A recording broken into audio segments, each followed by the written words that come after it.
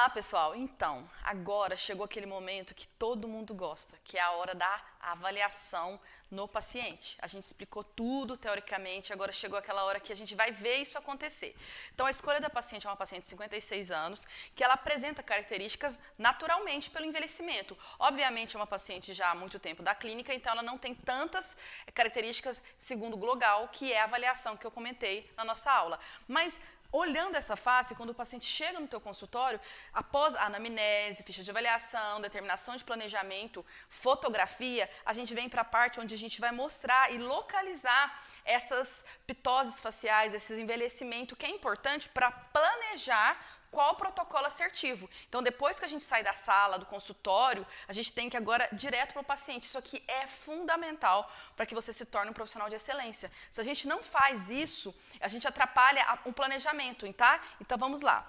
A paciente, é sempre importante a gente tentar analisar todas as pitoses faciais, o que aconteceu, qual o processo de degeneração que já ocorreu nessa face, para que a gente possa propor procedimentos assertivos, para que ela realmente atinja a expectativa dela, ok? Então, vamos lá. Ó, eu vou virar o marcamento dos coxins de gordura, também perda de colágeno, tem a questão da perda óssea e, além disso, da queda dos ligamentos retentores também. Aí vem para a queda 4, tá? Ó. A gente chama ela aqui do suco nasogeniano ou bigode chinês, que os pacientes entendem melhor. Queda 5, que vem juntamente da sequência da queda 4, só que tudo é uma sequência que acontece em degradê, não uma é dependente da outra.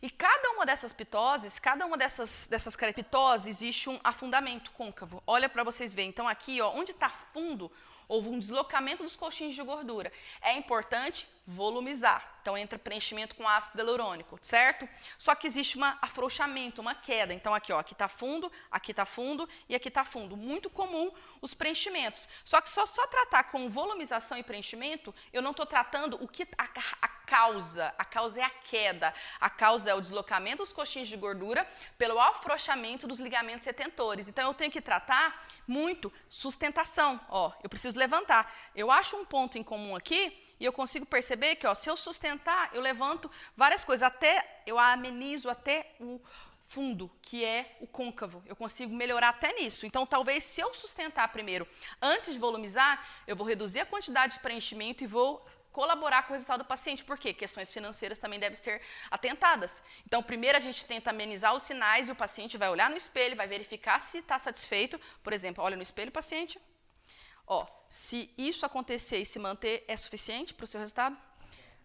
Então, aí é isso, pode abaixar, é isso que eu tenho que ver. Então, às vezes, eu venho na parte de sustentação. Quando eu falar de sustentação, senta na tua mesa, faz uma avaliação global, faz um planejamento, explica a expectativa dele, o que existe hoje, passa valores para ele, mesmo que ele não tenha condições de fechar tudo que eu propus. O fato de você estar oferecendo um tratamento assertivo que seja prioridade e ele está vendo a redução do que está incomodando ele, faz com que ele se planeje melhor e traga nas próximas sessões um valor melhor, ou se programe, ou se planeje, porque tanto você tem que planejar, como o paciente também. E isso é o grande erro que eu vejo acontecer. Você passa uma expectativa, sua queda que te incomoda é isso aqui, vou colocar um fio de sustentação de cada lado e você vai ficar muito feliz. Eu coloco o fio realmente, vocês vão ver na prática, que dá um resultado super legal. Só que eu não avaliei todo, porque estático, antes e depois, é muito bonito.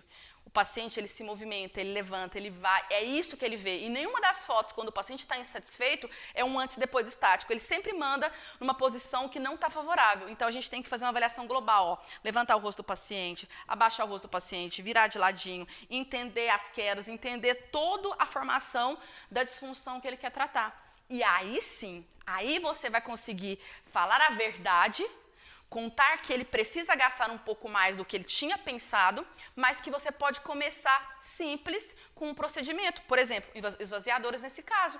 Depois evoluindo um a um e ele se planeja, você se planeja e você trabalha com a fidelização e a verdade. Então, a gente precisa fidelizar o paciente para que ele possa ficar satisfeito, te indicar e também continuar planejando e se programando para o seu consultório clínico.